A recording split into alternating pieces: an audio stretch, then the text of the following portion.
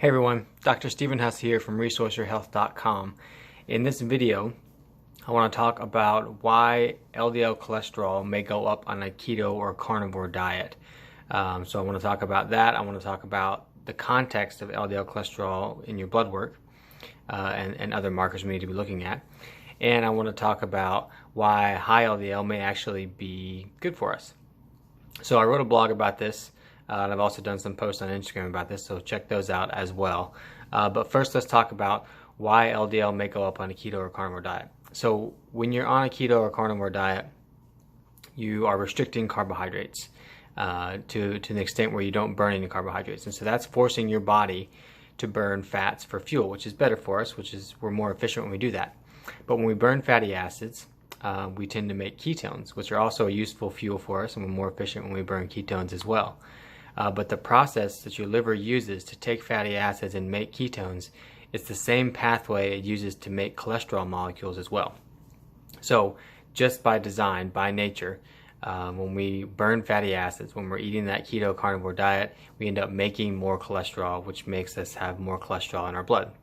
Now, along those same lines, whenever we have this increased cholesterol and our liver is making all this cholesterol, then the liver doesn't need to reuptake cholesterol back into the liver because it's already making enough. It doesn't need to take more from the blood. So it ends up turning off its cholesterol receptors, and we leave more cholesterol in the blood, which also creates more elevated LDL cholesterol. And then thirdly, fasting. So these types of diets kind of mimic fasting because when we're in a fasting state, we have no carbohydrates, nothing to burn really, and that forces our body to burn fatty acids that are already there. And so we talked about how when we burn fatty acids, we make ketones, and the same process of making ketones also makes cholesterol.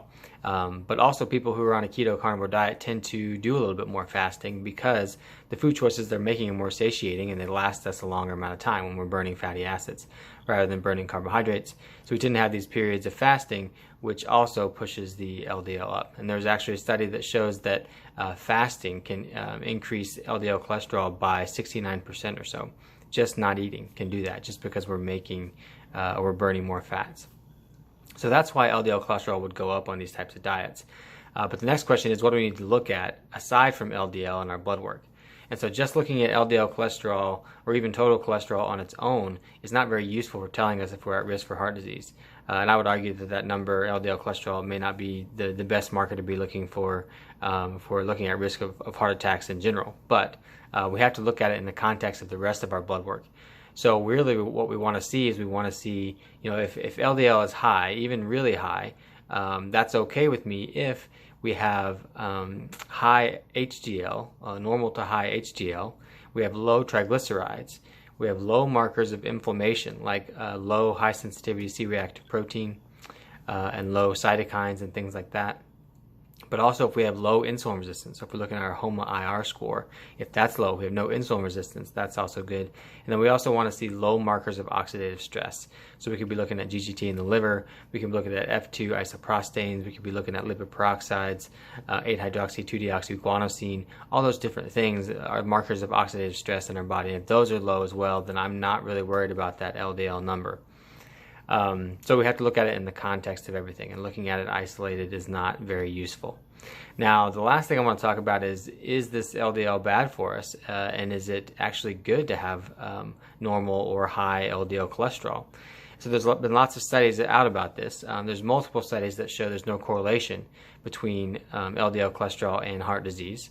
But there's also lots of studies that show that there's benefit. So one of them, the Framingham study, which is probably the most famous heart study out there, shows that people with higher cholesterol, people with lower cholesterol actually had increased mortality. There was another study published in 2016 that showed that 92% of elderly people with higher cholesterol levels lived longer and had better quality of life. And then the two big studies are the Leiden 85 plus study showed that people with the highest cholesterol had the lowest mortality rates, lowest cancer rates, and the lowest rates of infections. And then there was the Lothian birth cohort study where they kind of tracked these people since 1936 all the way through, I think 2007 it was.